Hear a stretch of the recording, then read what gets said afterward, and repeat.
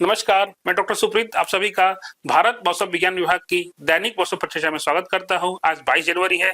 सबसे पहले हम अगले पिछले 24 घंटों के दौरान हुए मौसम के अवलोकनों को देखेंगे। अगर कोहरे की बात करें तो घना से अति घना कोहरा की स्थिति जो है पंजाब और हरियाणा से प्राप्त हुई है। उसके अलावा घने कोहरे की स्थिति उत्तर प्रदेश, सब हिमालयन पश्चिम बंगाल और मेघालय से भी प्राप्त हुई है। अगर शीतलहर की बात करें तो भीषण शीतलहर की स्थिति हिमाचल प्रदेश से प्राप्त हुई है एकाध स्थानों से। उसके अलावा केवल शीतलहर की स्थिति पंजाब के एकाध हिस्सों से प्राप्त हुई है। उसके अलावा अगर पाले की बात करें तो पाले की सूचना, ग्राउंड फोर्स की सूचना उत्तराखंड से भी प्राप्त हुई है। अब हम इस परिचर्चा के मुख्य बिंदु को देखेंगे जो अगले 7 दिनों के लिए मौसम का हाल बताती है। तो एक तीव्र पश्चिमी विक्षोभ के कारण 22 और 23 जनवरी आज और कल पश्चिमी हिमालय क्षेत्रों में कुछ स्थानों पर पश्चिमी हिमालय क्षेत्रों के एकाध स्थानों पर भारी वर्षा या बर्फबारी के साथ साथ ओलावृष्टि, बिजली कड़कने और तेज हवाएं चलने की संभावना व्यक्त की गई है। इन इलाकों में अगले 2 दिनों में अधिकांश स्थानों पे हल्की से मध्यम वर्षा और हाई और ऊंचे जगहों पे हिमपात की भी संभावना व्यक्त की गई है।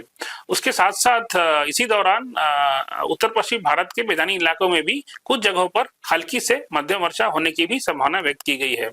उसके अलावा 26 से 28 जनवरी के बीच में एक और तीव्र पश्चिमी विक्षोभ आने की संभावना है जो कि उत्तर पश्चिम भारत को प्रभावित करने वाला है। अब हम सिनोप्टिक सिस्टम देखेंगे अपने क्षेत्र में। अभी जो पश्चिमी विक्षोभ की जो बात हो रही थी, अभी उसकी स्थिति समुद्र तल से 5.8 किलोमीटर ऊपर है, जो कि लॉन्गिट्यूड 60 डिग्री ईस्ट से लैटिट्यूड 25 डिग्री नॉर्थ के उत्तर में दिखाई दे रहा है। उसके अलावा एक दो ऊपरी वायु चक्रवाती प्रसंचरण भी है। एक उत्तर पूर्वी असम के ऊपर है और दूसरा दक्षिण पूर्वी अरब सागर उससे सटे हुए लक्षद्वीप के ऊपर दिखाई दे रहा है। उसके अलावा उत्तर पूर्व भारत के ऊपर 12.6 किलोमीटर की ऊंचाई के ऊपर तेज गति जो कि 110 नॉट की गति से सब ट्रॉपिकल वेस्टर्ली जेट स्ट्रीम भी चल रहा है। उसके अलावा जैसे पहले बता चुके हैं, एक नया पश्चिमी विक्षोभ भी 26 जनवरी से उत्तर पश्चिम भारत को प्रभावित करने की संभावना व्यक्त की गई है। अब हम रात्रि के तापमान या न्यूनतम तापमान अगले 7 दिनों के लिए उसका पूर्वानुमान देखेंगे। तो उत्तर पश्चिम भारत में अगले 24 घंटों में न्यूनतम तापमान में 2 से 4 डिग्री सेल्सियस की बढ़ाव होने की संभावना व्यक्त की गई है। लेकिन अगले 2 दिनों में धीरे धीरे उसमें 2 से 4 डिग्री सेल्सियस की गिरावट भी होने की संभावना व्यक्त की गई है। और उसके बाद के अगले 4 दिनों में इसमें 2 से 4 डिग्री सेल्सियस की बढ़ोतरी की संभावना व्यक्त की गई है। मध्य भारत की बात करें तो अगले 24 घंटों में न्यूनतम तापमान में 2 से 3 डिग्री सेल्सियस की बढ़ने की संभावना व्यक्त की गई है। लेकिन उसके 2 दिनों के बाद उसके 2 दिनों में धीरे धीरे 3 से 4 डिग्री सेल्सियस की गिरावट और उसके बाद के अगले 2 दिनों में 2 से 3 डिग्री सेल्सियस की बढ़ोतरी की भी संभावना व्यक्त की गई है। अगर महाराष्ट्र की बात करें तो अगले 24 घंटों में न्यूनतम तापमान में 2 से 3 डिग्री सेल्सियस बढ़ने की संभावना व्यक्त की गई है। लेकिन उसके अगले 2 दिनों में धीरे धीरे इसमें 2 से 3 डिग्री सेल्सियस की कमी भी होने की संभावना व्यक्त की गई है।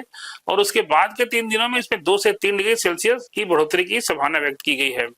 लेकिन उसके बाद इसमें न्यूनतम तापमान में कोई खास बदलाव की संभावना व्यक्त नहीं की गई है। अगर गुजरात की बात करें तो गुजरात में अगले 24 घंटों में न्यूनतम तापमान में कोई खास बदलाव की संभावना नहीं है। लेकिन उसके अगले 2 दिनों में धीरे धीरे इसमें 2 से 3 डिग्री सेल्सियस की गिरावट और उसके बाद के अगले 4 दिनों में धीरे धीरे 2 से 3 डिग्री सेल्सियस की बढ़ाव की भी संभावना व्यक्त की गई है। अगर हम देश के बाकी हिस्सों की बात करें तो उन हिस्सों में रात के तापमान या न्यूनतम तापमान में कोई खास बदलाव होने की संभावना व्यक्त नहीं की गई है। अब हम सब डिवीजन वाइज मौसम की चेतावनी देखेंगे पहले दिन के लिए। तो जैसा कि चित्र में देख सकते हैं, जम्मू कश्मीर और लद्दाख साथ साथ पंजाब और राजस्थान में ऑरेंज वार्निंग दी गई है। जम्मू कश्मीर और लद्दाख में जैसे कि पहले बोल चुके हैं, ऊंचे स्थानों पे कहीं कहीं भारी हिमपात और उससे सटे हुए स्थानों में भारी हिमपात या भारी वर्षा के साथ साथ ओलावृष्टि, मेघ गर्जन और वज्रपात की भी संभावना व्यक्त की गई। साथ साथ यहाँ पे तेज हवाएं जिसकी स्पीड 40 से 50 किलोमीटर प्रति घंटा, जो कि कभी कभी झोंके में 60 किलोमीटर प्रति घंटा भी हो सकती है। अगर हम पंजाब की बात करें तो पंजाब में ओलावृष्टि के साथ साथ मेघ गर्जन और वज्रपात की चेतावनी दी गई है। और राजस्थान में भी मेघ गर्जन, वज्रपात और ओलावृष्टि की संभावना व्यक्त की गई है। इन सभी तीनों जगह ऑरेंज वार्निंग दी गई है। उसके अलावा गुजरात राज्य और हिमाचल प्रदेश में भी मेघ गर्जन और वज्रपात की चेतावनी दी गई है, येलो वार्निंग वहां भी दी गई है। अगर हम सब हिमालयन पश्चिम बंगाल और सिक्किम की बात करें तो वहां पे भी येलो वार्निंग दी गई है, लेकिन यहाँ येलो वार्निंग घने कोहरे के लिए दी गई है।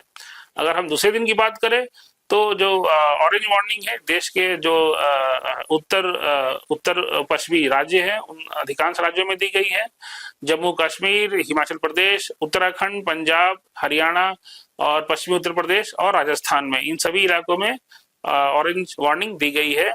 जम्मू कश्मीर में जैसा पहले बता चुके हैं ऊंचे इलाकों में भारी वर्षा या हिमपात, साथ साथ तेज हवाएं, मेघ गर्जन और वज्रपात की चेतावनी दी गई है।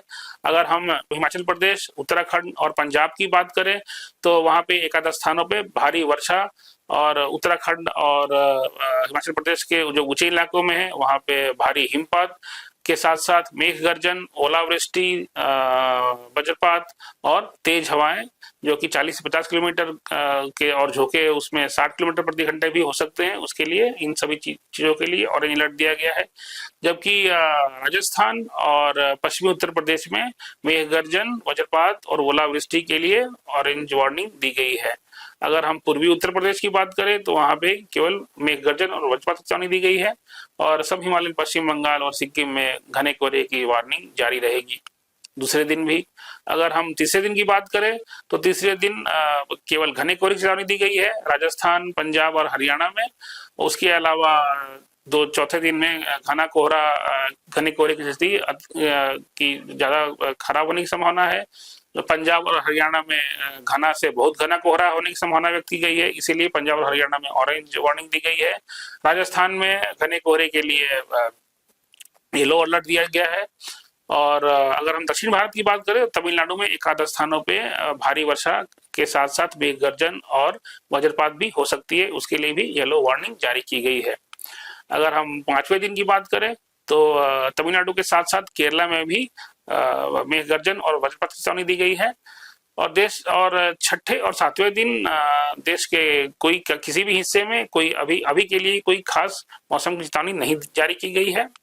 अधिक और जानकारी के लिए आप हमारे mosam.imd.gov.in वेबसाइट पे जा सकते हैं। साथ साथ हमारे मौसम ऐप को भी आप अपने मोबाइल फोन पे डाउनलोड कर सकते हैं। देखने के लिए धन्यवाद। नमस्कार। जय हिंद।